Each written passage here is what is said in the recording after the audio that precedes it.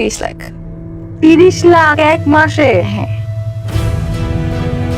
এক মাসে 30 লাখ টাকা ইনকাম করেছে তিশা আর আহাদ। আমি যদি না খাওয়াই এরা নিয়ে যে আহাতকে কামাই করে খাওয়াবে তোমার মনে হয়? মানে চিন্তা করে দেখেন যে স্বামীকে 2-3টা বিয়ে দিয়ে সতীন নিয়ে ভিডিও করে যদি মাসে এত টাকা ইনকাম করা যায় তাহলে বিয়ে দিবে না কেন? বউর সাথে দেখা করতে গেছে আমি কি? মাসে 30 লাখ টাকা কি আর চারটিখানি কথা? অনেকে তো সারা জীবন কাজ করেও 30 লাখ টাকা ইনকাম করতে পারে না। বাংলাদেশে এদের মতো ব্যবসায়ী বিশ্বাস করুন আর নাই করুন আর একটিও নেই। নিজের জামাইকে 3-4টা বিয়ে করিয়ে দিলেই তো এরকম 30-40 লক্ষ টাকা ইনকাম করা কোনো ব্যাপারই না। শুধু 30 লাখ কেন, এক মাসে 1 কোটি টাকাও ইনকাম করা সম্ভব। পড়াশোনা করে কি হবে ভাই? ডাক্তার ইঞ্জিনিয়াররাও তো মনে হয় মাসে 30 লাখ টাকা ইনকাম করতে পারে না।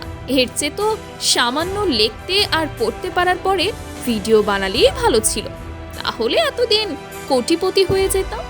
এতদিন ভাবতাম যে তিশা কিভাবে নিজের চোখের সামনে স্বামীর ভাগ অন্য মেয়েকে দেয়। আজকে বুঝলাম আসলে এগুলো করে মাসে 30 লাখ টাকা ইনকাম হলে এটা কোনো ব্যাপারই না। আসলে আহাদ ও তিশার মতো এরকম ব্যবসায়ী কিন্তু খুব কমই আছে দেশে।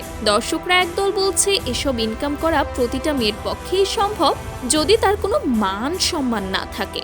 বাংলাদেশের প্রায় সব মেয়েরই মান সম্মান আছে, কিন্তু এই তিশার মতো এত এত নির্লজ্জ মেয়ে আর একটিও নেই।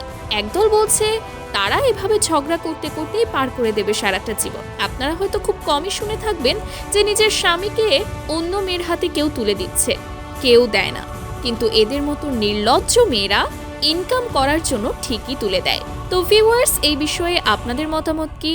আপনাদের মূল্যবান মতামত জানাতে পারেন আমাদের ভিডিওর কমেন্ট বক্সে। ধন্যবাদ।